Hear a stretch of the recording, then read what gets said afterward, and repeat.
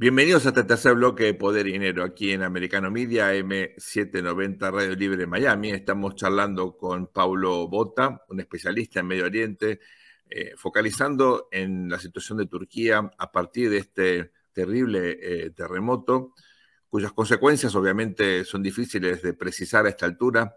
Recordemos que muchos gobiernos que han pasado por situaciones parecidas han sufrido eventualmente un debilitamiento muy significativo. Para tener dos ejemplos de la región, ¿no? Nicaragua con el terremoto en el 73 o México, el terremoto del 85, bueno, tuvieron un impacto enorme en la caída en su momento de Tachito Somoza y el debilitamiento del PRI que, bueno, 15 años después disparó la transición. No sabemos si va a pasar esto o no en Turquía, pero claramente estamos ante un nuevo escenario. En este contexto, Pablo, me gustaría que analicemos un segundo la cuestión kurda, tan polémica, siempre obviamente con matices. Sabemos que, bueno, los kurdos han sido aliados de Estados Unidos en todo el periodo, o en el último periodo, pero es un pueblo muy sufrido, históricamente siendo víctima de situaciones muchas veces terribles en materia de violaciones a derechos humanos. ¿Qué está pasando ahora y cómo impactó este terremoto, particularmente en la población kurda? Bien, las zonas kurdas en este caso de terremoto no fueron particularmente afectadas, pero sí es un tema que está siempre en la agenda de Turquía, yo diría en la agenda doméstica y en la agenda exterior, porque para Turquía el tema kurdo no es un tema solamente doméstico, es un tema fundamentalmente que se ve en función de la realidad geopolítica, la distribución del pueblo kurdo. Pensemos que es un conjunto de población de alrededor de 25 millones que se encuentra distribuida en 5 países de la región de Medio Oriente, y donde hoy en día hay dos lugares donde particularmente son relevantes. El primero, que es históricamente, que es Irak, donde en el norte de Irak existe un nivel de autonomía kurdo y con discusiones internas, eso también hay que decirlo. El pueblo kurdo no es homogéneo políticamente hablando, ni siquiera en ninguno de los países en los cuales está, pero en realidad a Turquía le interesa mucho más y le preocupa mucho más lo que sucede en Siria, porque la franja del Éufrates, si uno ve el mapa, digamos, toda la margen occidental del Éufrates, la zona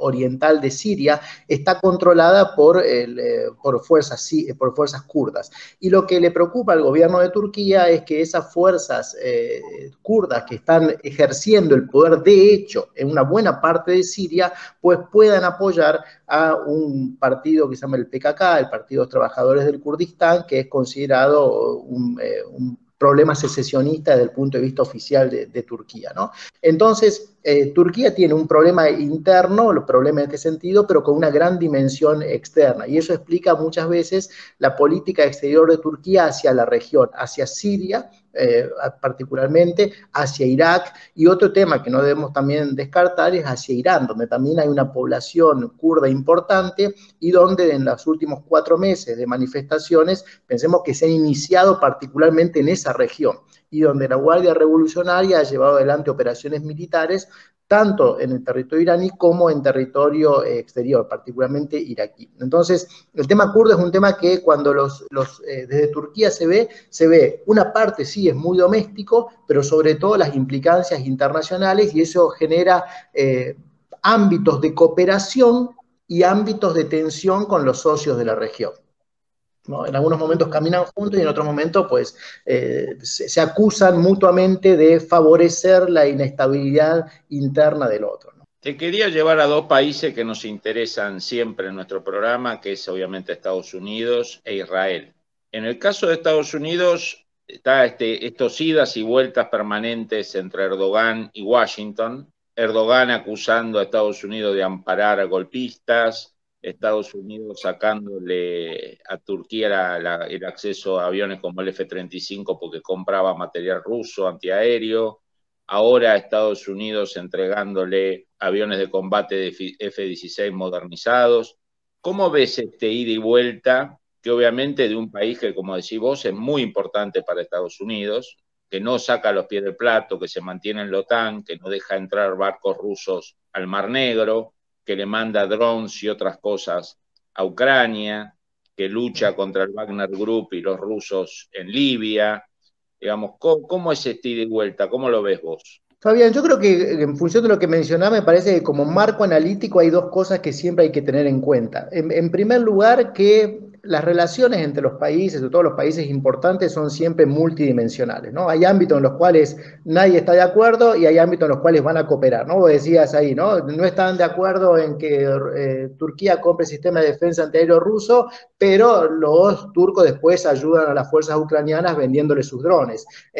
Sale del F-35, pero se permite en principio la modernización de los F-16. Entonces creo que ahí hay que tener en cuenta que nunca hay un solo tema en la agenda, y ahí es donde los lobbies, ahí es donde la diplomacia, ahí es donde todos los sectores involucrados tratan de navegar esas aguas. Y el segundo lugar es que hay que tener muy en cuenta que tanto Estados Unidos como Turquía diferencian muy bien lo que se dice de lo que se hace, ¿no? Una cosa es lo retórico frente a las cámaras, porque son sistemas que también tienen sus propias audiencias electorales, vamos a decirlo de esa manera, pero también hay otras cosas donde priorizan los intereses, ¿no? En ese sentido, se puede decir esto de una manera muy dura y después resulta que hay que priorizar los intereses. Yo creo que ahí es donde Turquía ha utilizado y sigue utilizando algo que venía ya desde la época de la Guerra Fría, y es su posición central geopolítica para conseguir la mayor cantidad de beneficios vis a vis frente a los Estados Unidos. Y eso no es algo nuevo, ¿no? Lo usó desde la época de la Guerra Fría, diciendo: soy el único país miembro directo de la OTAN que tiene fronteras con la Unión Soviética importante, hasta ahora que dice: si no fuera por nosotros, pues el Mar Negro sería un lago ruso, ¿no? Entonces, me parece que ahí es donde hay que entenderlo. Y también, tanto sea en Turquía como en Estados Unidos, da la sensación de que entre los decisores tampoco es muy homogéneo, ¿no? Hay algunos que favorecen un entendimiento y otros que favorecen un distanciamiento. En el caso de Israel, que me gustaría escuchar tu opinión, también hubo Bueno, muy fuertes entre Israel y Turquía, ¿no? Muy fuerte incidente con el tema palestino, con botes, con barcos, hubo situaciones muy pesadas.